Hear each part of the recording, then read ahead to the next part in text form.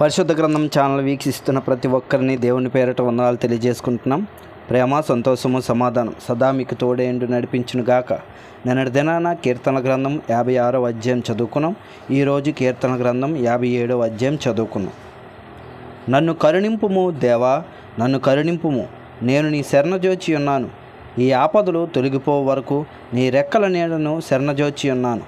మహోన్నతుడైన దేవునికి, నా కార్యము సఫలము చేయు దేవునికి నేను మొర్రపెట్టుచున్నాను.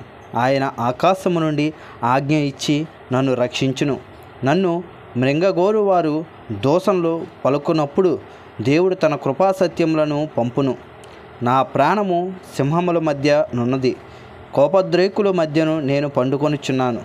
వారి దంతములు శూలములు, అవి అంబులు, వారి నాలుక వాడిగల కత్తి.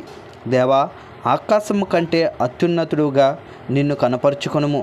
నీ ప్రభావము సర్వభూమి మీద కనబడనిమ్ము. నా అడుగులను చిక్కించుకొనుటకై వారు వలయొడ్డిరి. నా ప్రాణము కృంగి ఉన్నది. నా ఎదుట గుంట త్రవ్వి దానిలో తామే పడిరి. నా హృదయము నిబ్బరముగానున్నది. దేవా, నా హృదయము నిబ్బరముగానున్నది. నేను పాడుచు స్తుతిగానము చేసేదను. నా ప్రాణమా మేలుకొనుము, స్వరమండలమా సితార మేలుకొనుడి. నేను వేకువనే లేచెదను. నీ కృప ఆకాశము కంటే ఎత్తైనది, నీ సత్యము మేఘము మండలం వరకు వ్యాపించి ఉన్నది. ప్రభువా, జనములలో నీకు కృతజ్ఞతాస్తుతులు నేను చెల్లించెదను, ప్రజలలో నిన్ను కీర్తించెదను. దేవా, ఆకాశము కంటే అత్యున్నతుడుగా నిన్ను కనుపరుచుకొనుము. నీ ప్రభావము సర్వభూమి మీద కనబడనిమ్ము. ఇంతటితో కీర్తన గ్రంథం 57వ అధ్యాయం పూర్తయింది. రేపటి దినాన కీర్తన గ్రంథం 58వ అధ్యాయం చదువుకుందాం.